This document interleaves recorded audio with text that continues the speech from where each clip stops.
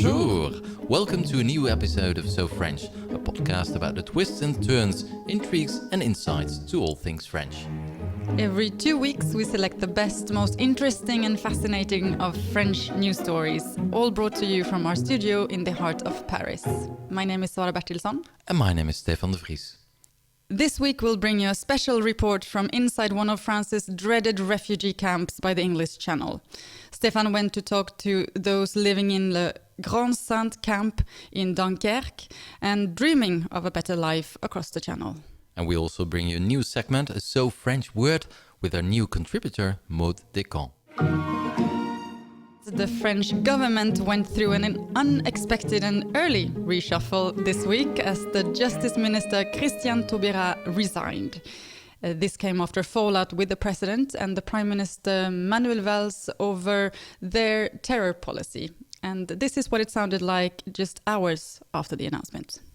Je choisis d'être fidèle à moi-même, à mes engagements, à mes combats, à mon rapport aux autres, fidèle à nous, tel que je nous comprends.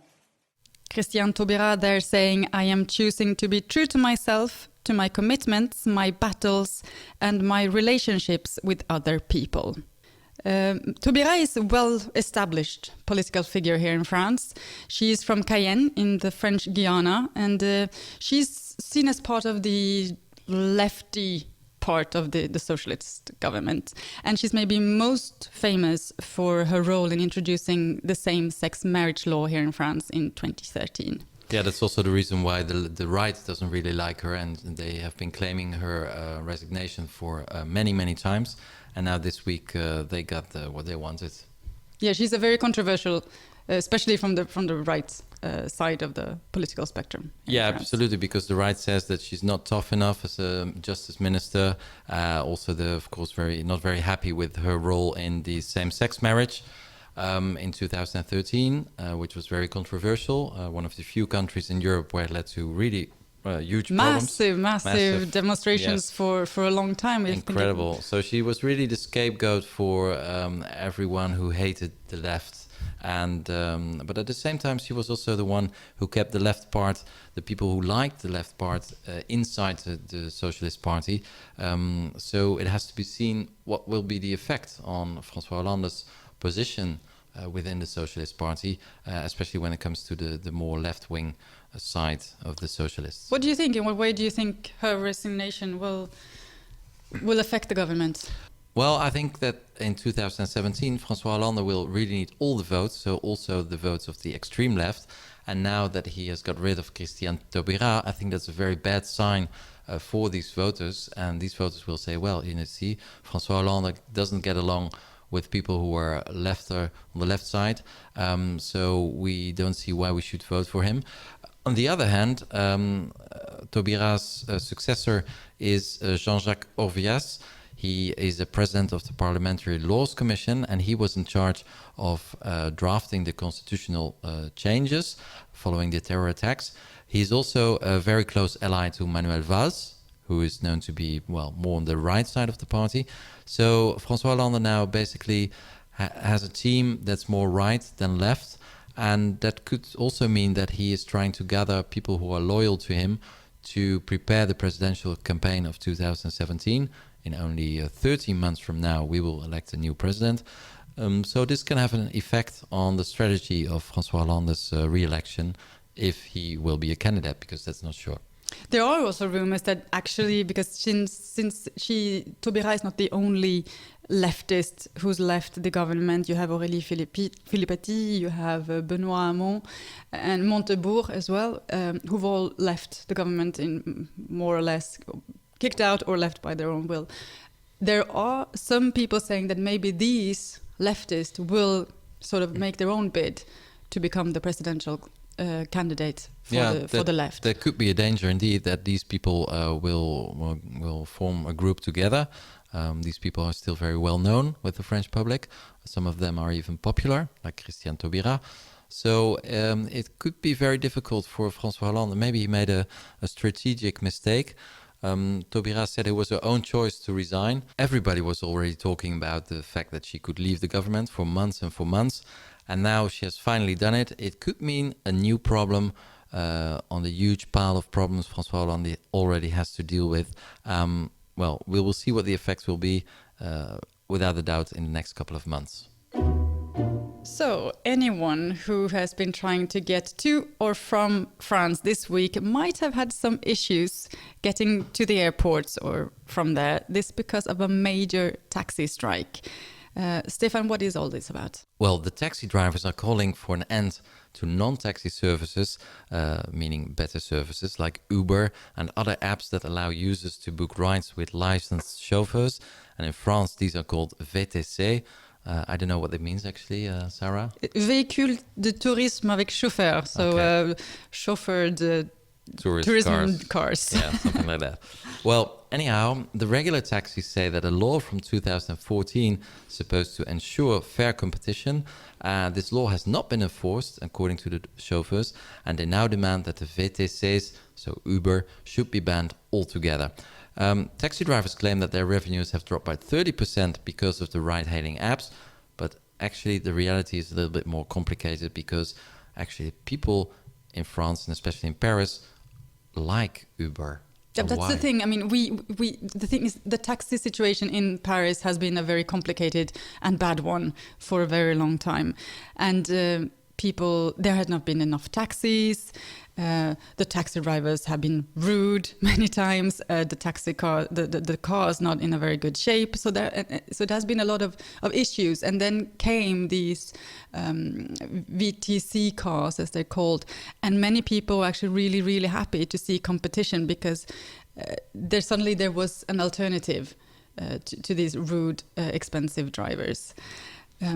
So why they don't just adapt themselves to the new situation? Well, the thing is that the normal taxis, they have to have a license to be able to drive. These licenses are issued by the government. They are free of charge, but they're limited in numbers. Mm-hmm. So this has created a secondary market, which means that these licenses can actually be bought for up to 200,000 euros. So many taxi drivers have massive loans that they then are reimbursing, and they're saying now that they can't make their ends meet. Yeah, because they think it's their retirement fund or something like that. For many it is. Yeah. For many it is. Yeah. So what's going to happen now? Well, there is negotiations ongoing between the taxi drivers and the government, but I don't think there's any way. There's no turning back on this situation because the technology is there. The clients are there as well. These VTC companies are saying that during the strikes that have been ongoing now for a couple of days, they've actually increased by 10 times the numbers of new users. So in much this strike, which is supposed to be in profit or to gain for the taxi drivers, it's a backlash because they're losing even more of their clients. And I've heard so many people saying that I will never again use a regular taxi. Yeah, so they're digging their own grave. More or less, it looks like it. What would you advise our listeners coming to Paris this month? Should they take a cab or the RER, the metro, or Uber? I'm not going to do any publicity for anyone. I think it's up to each and one to decide. But it's maybe good to make that, at least have the choice to download a couple of these applications to make sure that you will not be without a transportation at least. Yes, and if there's a strike again, you can always walk. Strike is actually, well, that was one of the main issues this week, which brings us to our new segment, the word of the day.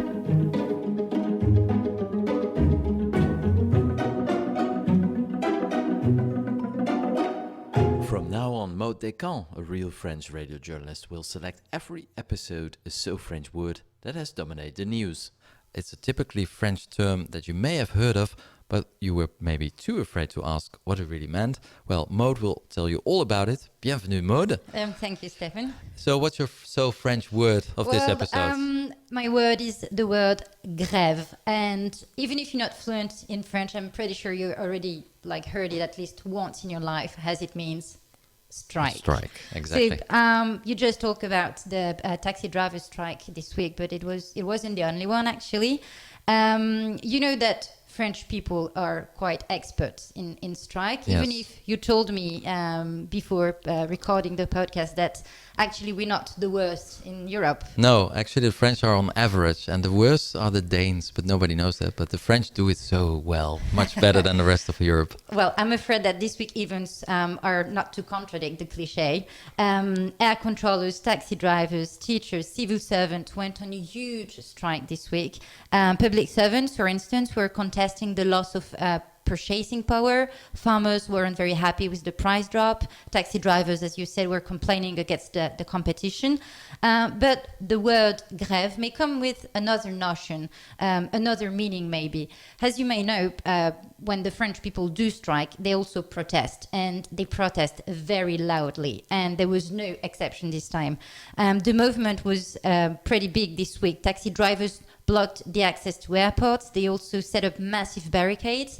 At least 20 people were arrested this week for violence. And on Thursday, they protested on the famous Champs-Élysées Avenue. So it's like really big everywhere. And really paralyzing the city. Yeah. I think that almost every foreign media have reported these events. The Guardian, El País, La Repubblica, the Financial Times, even the Indian Express wrote an article about the demonstrations. I don't know if you, Stefan, have reported it also through media. No, actually, in the Netherlands, they're a little bit fed up with all the stories about It's grève. like everyone's story. Yeah, it's like Groundhog Day. Well, there was a very interesting article published by the Irish Times this week. It was an editorial that underlined the impact of this protest on the French leadership. According to the trade unions, it was the strongest mobilization since François Hollande came to power in 2012. So another problem for François Hollande. Another one, exactly. Some of the protesters even wrote on the protest signs that this is economic terrorism. These are pretty strong words, and I think it gives a pretty right idea of the amount of tension that we've been feeling for the past few days in the street of Paris, Marseille, and even like every big city in France. So we started with the word of the week, grève, and we end up with terrorism. Thank you very much, Maud. Thank you, Stefan. We'll hear you next time.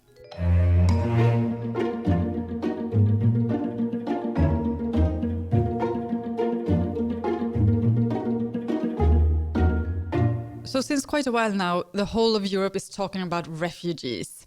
But very few of them actually come here to France. Last year, only 79,000. That's about the same as Sweden took about in the last 2 months of 2015.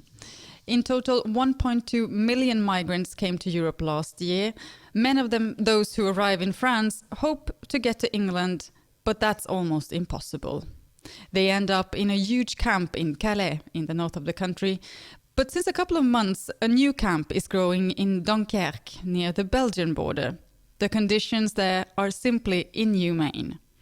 Stefan went there last week and spoke to refugees, volunteers, and Doctors Without Borders about the hopeless situation.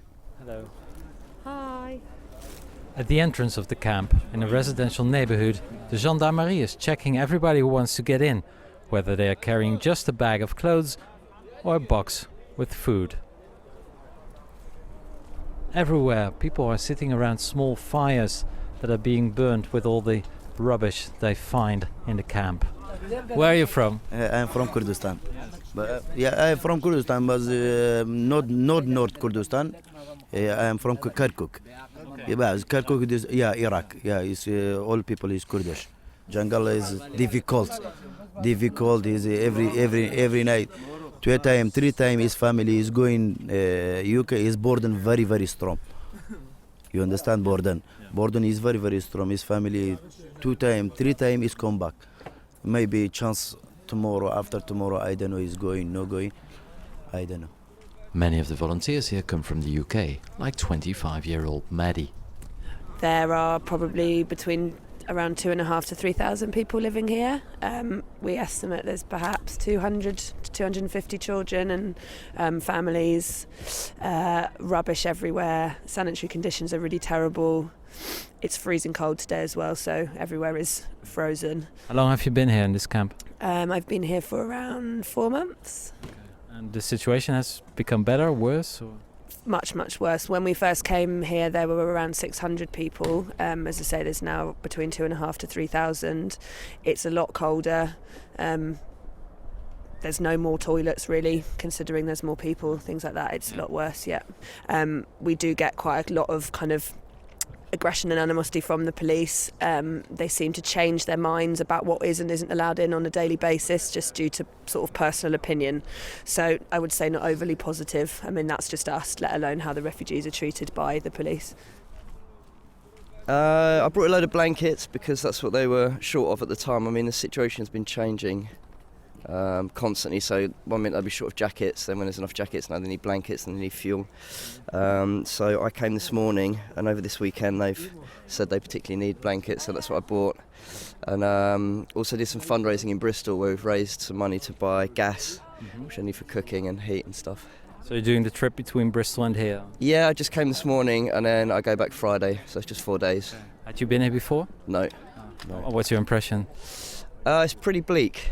Yeah, I mean, my thinking of it is the political situation is left to, someone else. But the kind of reality of the people here is that they need some help immediately. So any sort of basic supplies and extra help that we can give has got to be a good thing.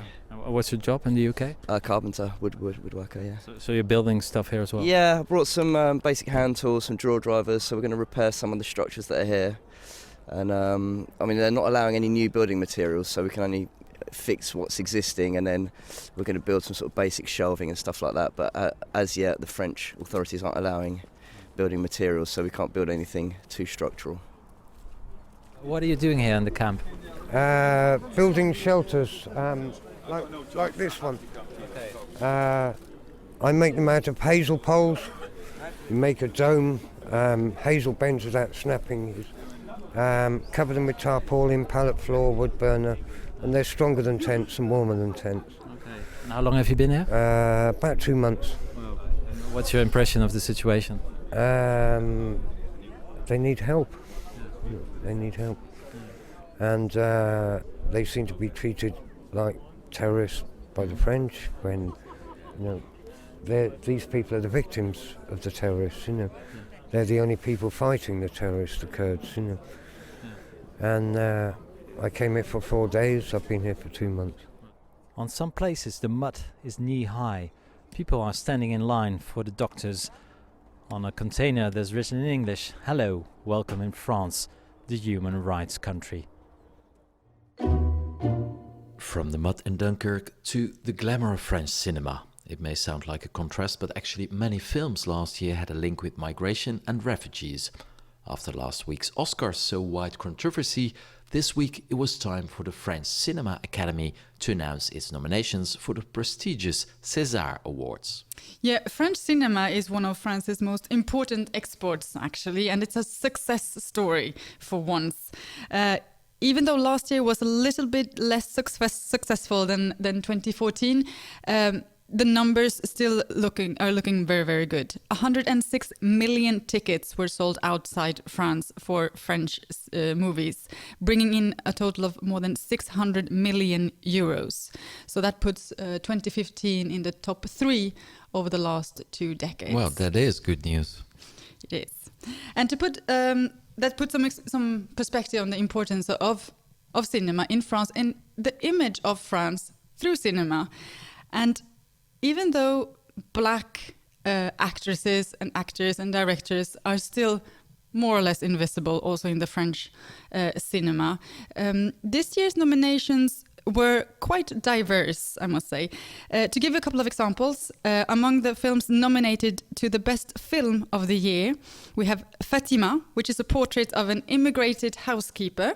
It was nominated in 4 categories. Mustang is a story about 5 young sisters in Turkey, directed by a Franco-Turkish director. And Deepan is a movie about the strife of a Sri Lankan refugee in France. And this movie was the one who was awarded the Palme d'Or in Cannes last year. So it really reflects the news, actually, of the last year as well. It does. It's very exactly reality close stories that are quite different from the cinema we saw only about 10-15 years ago, which were very predictable. A lot of very Woody Allen, but put in a French bourgeois environment and things like that. So the French cinema, I think, is really, really changing. And this also shows in the nominations for example, Best Actress, where we have the main character from Fatima. She's an Algerian-born actress, Zoria Zerouam. And there's also the Moroccan actress Lubna Abidar from the movie Much Loved, which is about Moroccan prostitutes. So quite a large diversity, and this also shows that there are quite a lot of women who are nominated in this year's César for the Best Director award. 7 nominations, 3 of them women. Wow, yeah, that sounds good. Hollywood's always fond of Paris when they want to make romantic comedies, but maybe they should look at French cinema in another way to learn something. And on the 26th of February, we will find out who gets these prestigious César Awards. That wraps up this episode of So French. You can follow us on Twitter @SoFrenchNews. And if you have any questions or suggestions, send us an email. Our address is sofrench@sofrench.news. And don't forget to subscribe to our podcasts in iTunes or in SoundCloud, and to share So French with your friends. We'll be back in 2 weeks with a new episode. We'll hope you will join us then. Until then, thank you for listening. Au revoir.